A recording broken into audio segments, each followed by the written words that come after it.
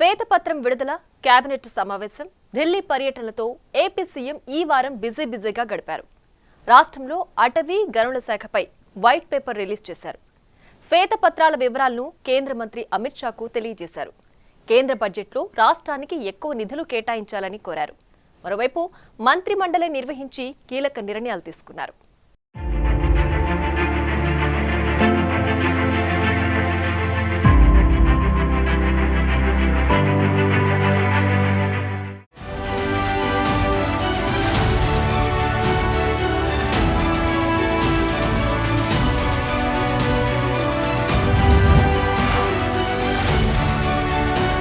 చంద్రబాబు ఆదివారం మహారాష్ట్ర సీఎం ఏక్నాథ్ షిండేతో భేటీ అయ్యారు. Anant Ambani wedding reception కు హాజరైన చంద్రబాబును షిండే ఆహ్వానించారు. దీంతో ఆయన షిండే ఇంటికి వెళ్లారు. ఇద్దరి మధ్య మర్యాదపూర్వక భేటీ జరిగింది. రెండు రాష్ట్రాల అభివృద్ధికి పరస్పరం సహకరించుకోవాలని చర్చించుకున్నారు.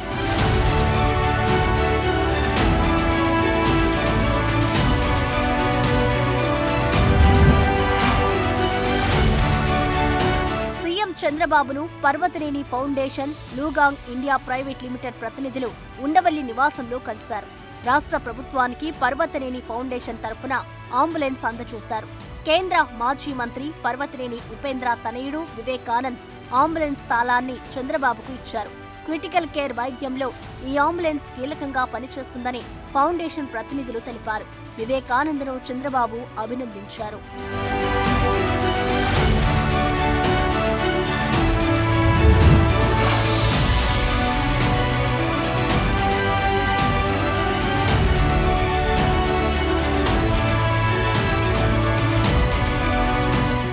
ఆర్థిక స్థితిని ప్రజలకు తెలియజేసేందుకు శాఖల వారీగా చంద్రబాబు శ్వేతపత్రాలు విడుదల చేస్తూ వస్తున్నారు.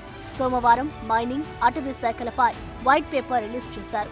రాష్ట్రంలో అన్ని రకాల సహజ వనరులు వైసీపీ నేతలు దోపిడీ చేశారని ఆరోపించారు. ఇష్టానుసారంగా భూములు, గనులు, ఎర్రచందనం, అటవీ సంపదనంతా దోచేశారని మండిపడ్డారు. విశాఖ, ఒంగోలు, చిత్తూరు, తిరుపతిలో జరిగిన సహజ వనరుల దోపిడీ ఒక కేస్ స్టడీ అని సీఎం అన్నారు. ఇళ్ల స్థలాల పేరుతో ఇష్టానుసారంగా అధికార దుర్వినియోగానికి పాల్పడ్డారని ఆగ్రహం వ్యక్తం చేశారు. ముందుగానే భూములు గుర్తించి వాటిని తక్కువ ధరకు కొనుగోలు చేసి వాటికి రెండింతలు ధర నిర్ణయించుకొని ప్రభుత్వానికి విక్రయించారనేది చంద్రబాబు ఆరోపణ.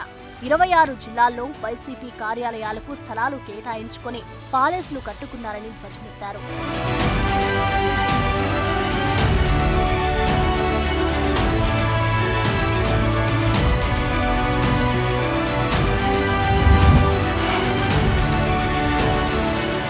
సినిమా ఇండస్ట్రీ అభివృద్ధి కోసం గతంలో కేటాయించిన రామానాయుడు స్టూడియో భూములు, దశపల్లా భూములను కబ్జా చేశారన్నారు.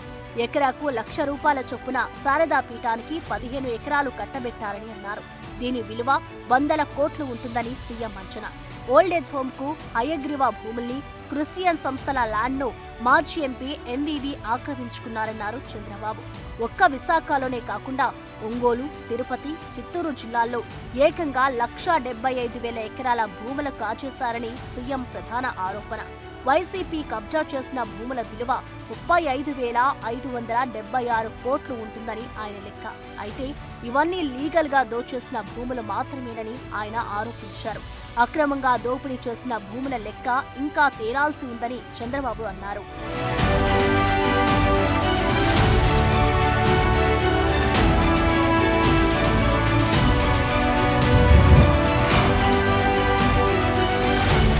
పక్కా ప్రణాళికతో కబ్జాలు చేశారనేది సీఎం ఆరోపణ. అనుకూలంగా ఉండే అధికారులను తెచ్చుకున్నారని, ల్యాండ్ టైటిలింగ్ యాక్ట్ తీసుకురావడం కూడా దోపిడీ కోసమేనని ఆయన అనుమానం. ఆ చట్టాన్ని రద్దు చేసి కొత్త చట్టాన్ని తీసుకొచ్చి పేదల భూములకు రక్షణ కల్పిస్తామన్నారు. చరిత్రలో ఎప్పుడూ లేని విధంగా అటవీ శాఖ, మైనింగ్ శాఖ ఒకరికే ఇచ్చారన్నారు.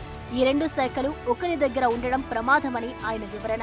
మైనింగ్ కోసం ఆ డిపార్ట్మెంట్ అధికారులు అటవీ శాఖ దగ్గర పర్మిషన్ తీసుకోవాల్సి ఉంటుంది. మైనింగ్ శాఖ నుంచి వచ్చిన దరఖాస్తులను అటవీ శాఖ పరిశీలిస్తోంది. మైనింగ్ వెనుక ఉన్న ఉద్దేశాన్ని గ్రహించి అటవీ శాఖ పర్మిషన్ ఇస్తోంది. సీఎం కూడా ఇదే విషయాన్ని చెప్పారు. సహజ వనరుల దోపిడీ జరగకుండా ఉండాలంటే అటవీ, మైనింగ్ శాఖ ఒకరి దగ్గరే ఉండకూడదని చంద్రబాబు ఆలోచన. కానీ దొంగ చేతికి తాళాలు ఇచ్చినట్టు గత ప్రభుత్వంలో అటవీ శాఖ అధికారులు కూడా మైనింగ్ మంత్రికి అప్పగించారని ఆరోపించారు. నేరుగా అవినీతి, దోపిడీ, కడాన విచిత్రంగా మీరు ఒకసారి ఆలోచిస్తే ఫారెస్ట్ అండ్ మైనింగ్ ఒక మంత్రి ఎప్పుడూ ఉండడు, డిఫరెంట్ మినిస్టర్స్ ఉంటారు. చెక్స్ అండ్ బ్యాలెన్సెస్ ఇవి. మైనింగ్ ఉన్నప్పుడు వీళ్ళు లీజుకి అప్లై చేస్తారు, ఫారెస్ట్ ఏరియాలో అతను ఇవి ఉంటుంది, అలాంటివన్నీ కంట్రోల్ చేస్తారు. రెండు డిపార్ట్మెంట్ కూడా ఒకేసారి ఇవ్వడం ఫస్ట్ టైం ఇది చరిత్రలో. చెక్స్ అండ్ బ్యాలెన్సెస్ కూడా దొంగ చేతికి తాళాలు ఇచ్చినట్టు.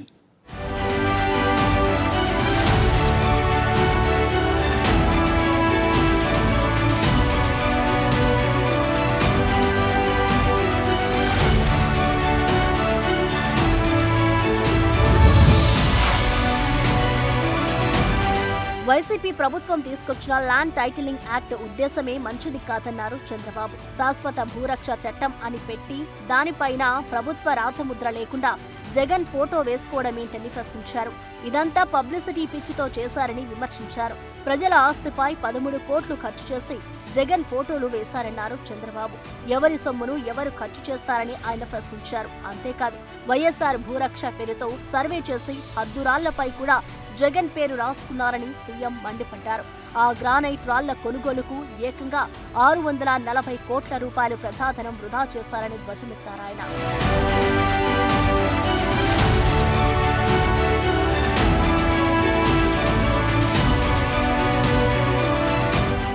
తరతరాలుగా వారసత్వంగా భూమి వచ్చింది, కష్టార్జిత భూమి వచ్చింది.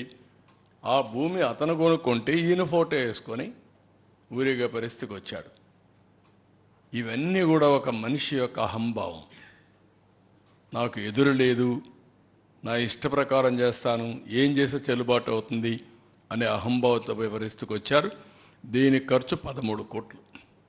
సర్వే చేసి సర్వే రాళ్లపైన ఆయన బొమ్మ వేసుకోవాలని మళ్ళీ పేరు వేసుకున్నాడు. ఆ బొమ్మ వేసుకుంటే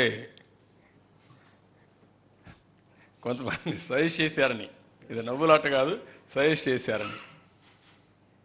చనిపోయిన తర్వాత బొమ్మ వేసుకుంటారు, నువ్వు వేసుకొని అక్కడ పొలాల్లో పెడుతున్నావు, నువ్వు చనిపోయావు అనుకుంటారు అని చెప్తే పేరు పెట్టాడు. ఈ పేర్లు చూడండి మరి.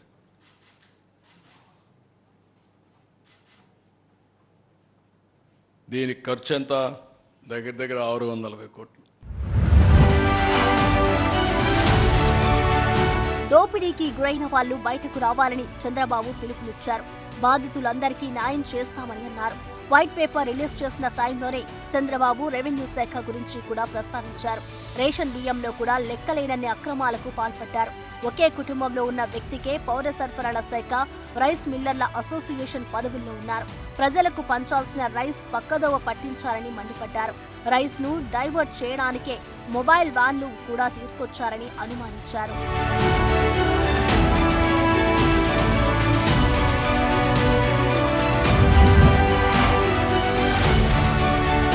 వైట్ పేపర్ రిలీజ్ తర్వాత CM Chandrababu JSW group chairman Sajjan జిందాల్తో భేటీ అయ్యారు. రాష్ట్రంలో పెట్టుబడులకు మంచి అవకాశాలు ఉన్నాయని సీఎం చంద్రబాబు జిందాల్కు వివరించారు. ప్రతిపాదనలతో వస్తే ప్రభుత్వం నుంచి పూర్తి సహకారం అందిస్తామని హామీ ఇచ్చారు. ఇక మిషన్ లైఫ్ కార్యక్రమానికి సంబంధించి బ్యూరో ఆఫ్ ఎనర్జీ ఎఫిషియన్సీ సలహాదారు చంద్రశేఖర్ రెడ్డి రూపొందించిన పోస్టర్ను చంద్రబాబు విడుదల చేశారు.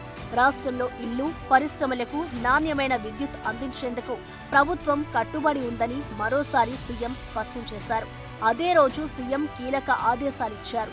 Guaranteed pension scheme GO gazetted తాత్కాలికంగా నిలిపివేయాలని సీఎం చంద్రబాబు అధికారుల్ని ఆదేశించారు.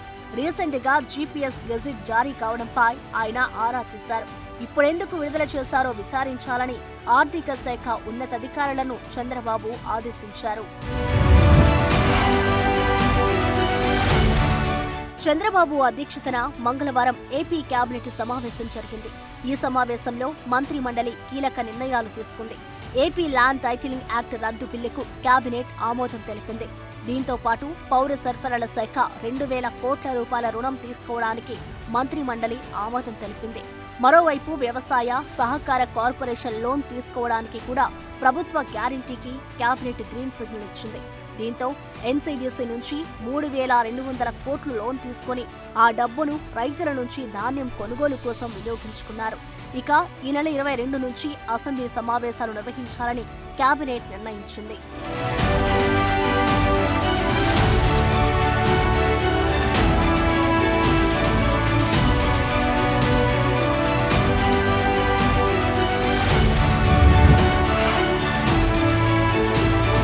కేబినెట్ భేటీ తర్వాత మంత్రులతో సీఎం చంద్రబాబు మాట్లాడారు. ఉచిత ఇసుక విధానంలో మంత్రులు, ఎమ్మెల్యేలు జోక్యం చేసుకోవద్దని క్లియర్ గా చెప్పేశారు. అక్టోబర్ తర్వాత ఇసుక రీచ్లన్నీ అందుబాటులోకి వస్తాయన్నారు. ప్రస్తుతం డంప్ యార్డులో 43 లక్షల టన్నుల ఇసుక ఉందని, వచ్చే 3 నెలల్లో 1 కోటి టన్నుల ఇసుక అవసరమని సీఎం మంత్రులకు తెలిపారు. బోట్ సొసైటీలు, నదుల్లో పూడికతీత ద్వారా 80 లక్షల టన్నుల ఇసుక వస్తుందని ఆయన అంచనా. కొత్త మంత్రులు లోటు బడ్జెట్ను గ్రహించి పనిచేయాలని చంద్రబాబు దిశానిర్దేశం చేశారు. ఇలాంటి వివాదాలు లేకుండా ఎమ్మెల్యేలతో సమన్వయం చేసుకుని పనిచేయాలని సూచించారు.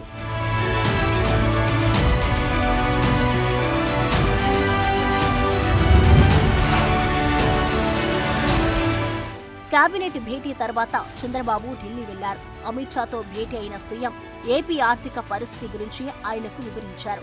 గత 5 ఏళ్లలో రాష్ట్రం ఆర్థిక విధ్వంసానికి గురైందని చెప్పారు. ఆయన రిలీజ్ చేసిన 4 శ్వేతపత్రాలను కూడా అమిత్ షాకు వివరించారని చంద్రబాబు తెలిపారు. త్వరలో ప్రవేశపెట్టబోయే కేంద్ర బడ్జెట్లో ఏపీకి సంబంధించిన కేటాయింపులతో పాటు తక్షణం అవసరమైన నిధుల గురించి కూడా చంద్రబాబు ప్రస్తావించారు. భేటీ తర్వాత చంద్రబాబు ఇంట్రెస్టింగ్ ట్వీట్ చేశారు. ప్రజలు ఏపీలో ఎన్డీఏకు అనుకూలంగా తీర్పునిచ్చారని ట్విట్టర్లో గుర్తు చేశారు. కేంద్ర, రాష్ట్ర ప్రభుత్వాలు కలిసి రాష్ట్రాన్ని గాడిలో పెడతాయని అన్నారు.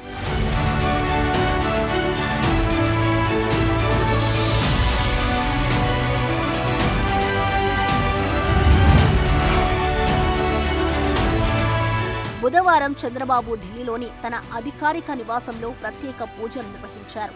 తొలి ఏకాదశి కావడం పూజలు జరిపారు. ఉదయం 9:30కు జన్పద్ వన్కు వెళ్లిన చంద్రబాబు కొద్దిసేపు తన నివాసంలో గడిపారు.